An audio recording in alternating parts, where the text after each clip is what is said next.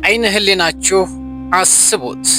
አንድ ሰው ገና ሳይወለድ አያቱን እንኳን ሳይወለድ ስሙ በመጽሐፍ ቅዱስ ውስጥ ተጽፎ ቢገኝ ምን ይሰማችኋል? ይህ ተረት አይደለም። ከክርስቶስ ልደት በፊት በ700 ዓመታት አካባቢ ነብዩ ኢሳይያስ አንድን ንጉስ ቂሮስ ብሎ በስሙ ጠራው። ከ150 ዓመታት በኋላ ያ ንጉስ በትክክል በዚያ ስም ተወለደ፣ ዓለምንም ገዛ። መጽሐፍ ቅዱስ ፋርስ ወይም የዛሬዋን ኢራን ለምን እንዲህ ያለ ልዩ ክብር ሰጣት? ለምንድነው እግዚአብሔር አረማውያንን የፋርስ ንጉስ የተቀባው ወይም መሲህ ብሎ የጠራው?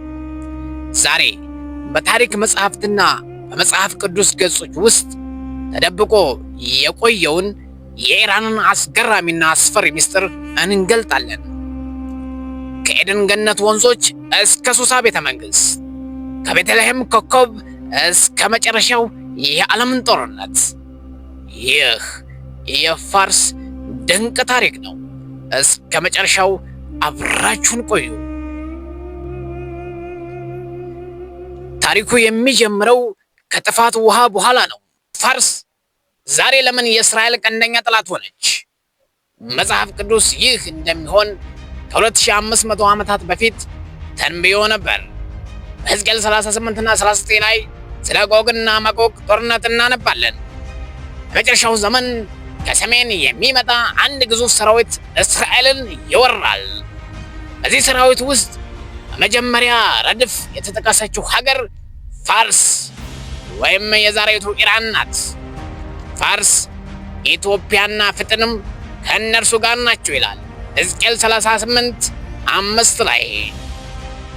ዛሬ በዜና ላይ የምናየው የኢራንና የእስራኤል ውጥረት መጽሐፍ ቅዱስ የተናገረው የመጨረሻው ዘመን ጦርነት መቅድም ይሆንን?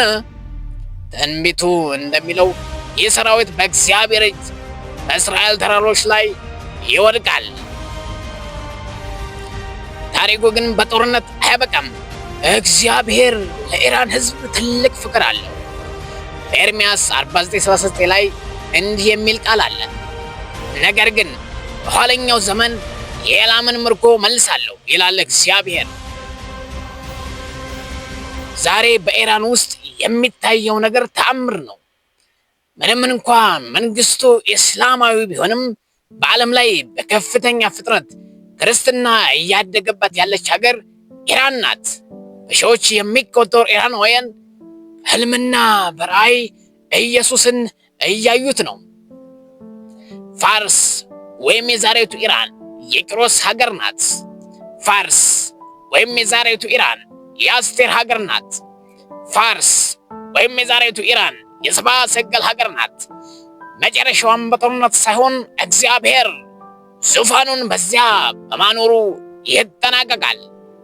የኢራን ታሪክ የሚያስተምረን አንድ ነገር አለ።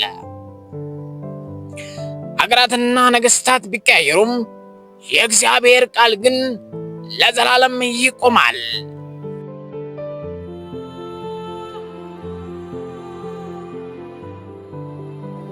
ስለዚህ ድንቅ ታሪክ ምን ያስባሉ? በመካከለኛው ምስራቅ የምናየው ክስተት የትንቢቱ ፍጻሜ ይመስላችኋል? አስተያየታችሁን በኮሜንት ላይ አጋሩን። ቪዲዮውን ከወደዳችሁት ላይክ እና ሰብስክራይብ ማድረጋችሁን አትርሱ። በሚቀጥለው ፕሮግራም ሌላ አስገራሚ ታሪክ ይዘን እንመጣለን። እስከዛው ቸር እንሰንብት።